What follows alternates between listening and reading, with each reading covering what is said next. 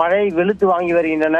குறிப்பாக சென்னை புறநகர் பகுதிகளான ஓஎம்ஆர் சாலை, ஈகேஆர் சாலையில் பல்வேறு இடங்களில் மழைநீர் குளம்பில் தேங்கி நிற்கின்றன.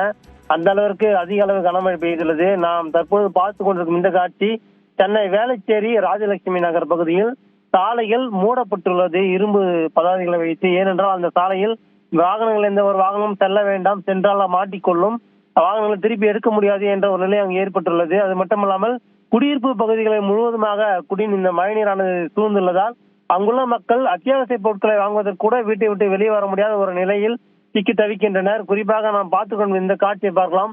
அந்த சாலை முழுவதும் மட்டும் மழைநீர் தேங்கி நிற்கவில்லை, குடியிருப்பு பகுதிகளிலும் கீழ்தளத்தில் வீடுகளிலும் இந்த மழைநீரானது புகுந்துள்ளதால் அப்பகுதியில் வசிக்கக்கூடியவர்கள் மிகவும் அவதிக்குள்ளாகி வருகின்றனர். குறிப்பாக அந்த வசிக்கக்கூடிய குடியிருப்புகளை விட்டு அவர்கள் பாதுகாப்பான வேறு ஒரு இடத்திற்கு வெளியே செல்லக்கூடிய ஒரு நிலைக்கு தள்ளப்பட்டுள்ளனர். இந்த மழைநீர் தேங்கியுள்ள இந்த பகுதியில் அதிகாரிகள் ராட்சத மோட்டார்களை அதிக அளவு இறக்கி அந்த பகுதியில் உள்ள மழைநீரை உடனடியாக அகற்ற வேண்டும் என்ற ஒரு கோரிக்கையை பகுதி மக்கள் வைத்துள்ளனர். பாலவேல், விவரங்களுக்கு நன்றி வினோத்.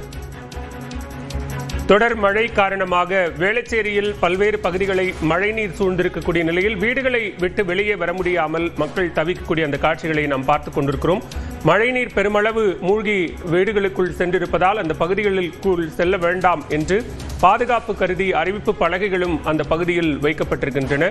இடுப்பளவிற்கு சாலைகளில் மழைநீர் தேங்கி இருக்கக்கூடிய அந்த காட்சிகளையும் நாம் பார்த்துக் கொண்டிருக்கிறோம்.